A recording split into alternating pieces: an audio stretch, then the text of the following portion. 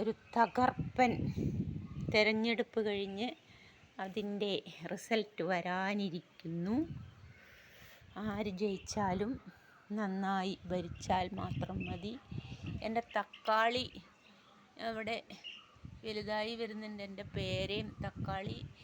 ഈ താറാവ് തിന്നാണ്ട് ഇങ്ങനെ ഗ്രോ ബാഗിൽ വെച്ചാലേ രക്ഷയുള്ളൂ. അല്ലെങ്കിൽ താറാവ് പിന്നെയും പറിച്ച് തിന്നും. നിങ്ങളവിടെ ഭയങ്കര പണി ചെയ്യുന്നുണ്ട്.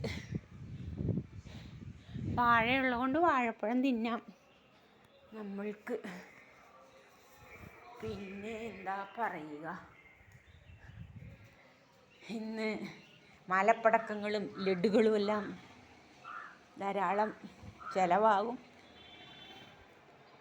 എനിവേ, നല്ലൊരു ഭരണം ഉണ്ടായാൽ മതി, അഴിമതി ഇല്ലാണ്ട്.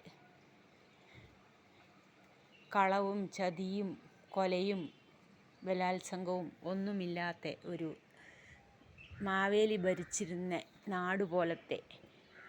മാവേലി നാടുവാണിടും കാലം മനുഷ്യരെല്ലാവരും ഒന്നുപോലെ. എനിക്കൊരു ചിരി വരുക. എന്താണെന്ന് ചോദിച്ചാൽ, ഒരു ചേട്ടൻ എന്നോട് പറയാ, മെഡിക്കൽ കോളേജിൽ റിട്ടയർഡ് സിസ്റ്ററല്ലേ, സിസ്റ്റർക്കൊന്ന് മത്സരിച്ചുകൂടെ? നമ്മുടെ കിങ്ങിണിയുടെ മകൻ മഹി ആട്ടിൻകുട്ടിയില്ലേ, മുട്ടനാട്ടിൻകുട്ടീൻ്റെ സിമ്പലാക്കിയിട്ട് തെരഞ്ഞെടുപ്പിൽ മത്സരിക്കൂ എന്ന്. ഞാൻ പറഞ്ഞു 5 വർഷം കഴിയട്ടെ, ഞാൻ മത്സരിക്കാം, അപ്പോൾ അവന് ഇച്ചിരൂടെ വലുതാകുമല്ലോ എന്ന്. എനിക്ക് ചിരി വന്നു പോയി. ഓരോരുത്തരുടെ അഭിപ്രായം പറയുന്നതാണ്. ഞാൻ അത്ര ഹാർഡ് വർക്കറാണ്, അത്ര സിൻസിയറാണെന്ന് ആ ചേട്ടന് മനസ്സിലായി. അതുകൊണ്ടായിരിക്കും അങ്ങനെ പറയാൻ കാരണം. എനിവേ, ഞാൻ പറഞ്ഞു okay, after 5 years I will try എന്ന് പറഞ്ഞു.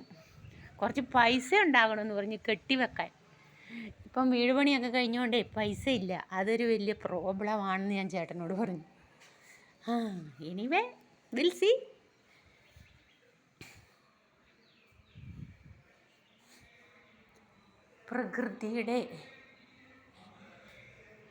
പ്രകൃതിയുടെ തേങ്ങ പറിക്കാൻ ആളെ കിട്ടാനില്ലാത്ത ഒരു വല്ലാത്ത വിഷമം. ചില സ്ഥലത്ത് പറിക്കില്ല.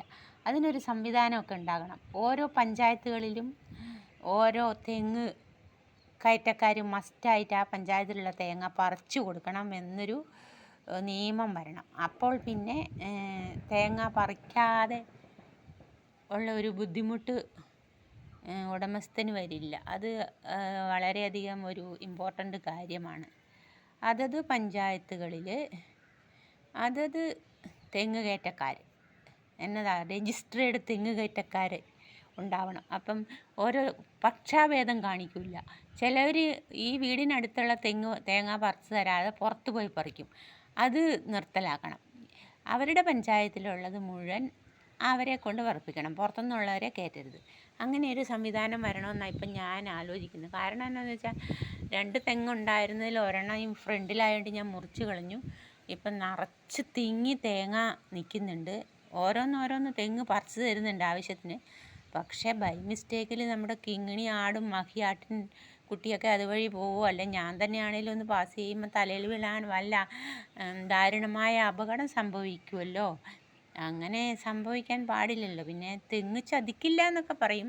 ഇപ്പോൾ എല്ലാവരും ചതിക്കുന്ന കൂട്ടത്തിൽ തെങ്ങിനും തോന്നും, എല്ലാവരും ചതിയും കളവും കൊള്ളയും വ്യഭിചാരവും ഒക്കെയാണ്. എന്നാൽ പിന്നെ ഞാനായിട്ടെന്താ എന്ന് തോന്നിയാലോ. പക്ഷേ